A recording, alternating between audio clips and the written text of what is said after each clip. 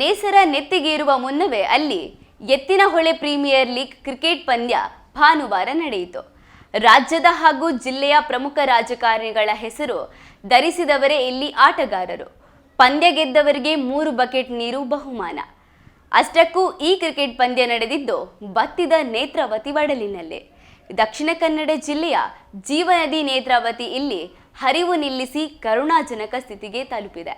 ಅವೈಜ್ಞಾನಿಕ ಎತ್ತಿನಹೊಳೆ ಯೋಜನೆಯಿಂದಾಗಿ ಜಿಲ್ಲೆಯ ಜೀವನದಿಗಳು ಬತ್ತಿ ಹೋಗಿವೆ ಎಂದು ಆರೋಪಿಸಿರುವ ರಾಷ್ಟ್ರೀಯ ಪರಿಸರ ಸಂರಕ್ಷಣಾ ಒಕ್ಕೂಟ ಈ ಬಗ್ಗೆ ಜನಜಾಗೃತಿ ಮೂಡಿಸಲು ಹಾಗೂ ಜನರ ಗಮನ ಸೆಳೆಯಲು ಬತ್ತಿದ ಹೊಳೆಯನ್ನೇ ಮೈದಾನವಾಗಿ ಬಳಸಿ ಎತ್ತಿನಹೊಳೆ ಪ್ರೀಮಿಯರ್ ಲೀಗ್ ಅನ್ನು ಹಮ್ಮಿಕೊಂಡಿತ್ತು. ಎತ್ತಿನಹೊಳೆ ಯೋಜನೆ ಜಾರಿಗೊಳಿಸುವಲ್ಲಿ ಪ್ರಮುಖ ಪಾತ್ರ ವಹಿಸಿದ್ದ ಎಂ ವೀರಪ್ಪ ಮೊಯ್ಲಿ ಹಾಗೂ ಡಿ.ವಿ. ಸದಾನಂದ ಗೌಡರ ಹೆಸರನ್ನು ಸೇರಿಸಿ ವೀರಪ್ಪ ಸದಾನಂದ ಮೈದಾನ ಎಂದೇ ಆಯೋಜಕರು ಹೆಸರಿಟ್ಟಿದ್ದರು.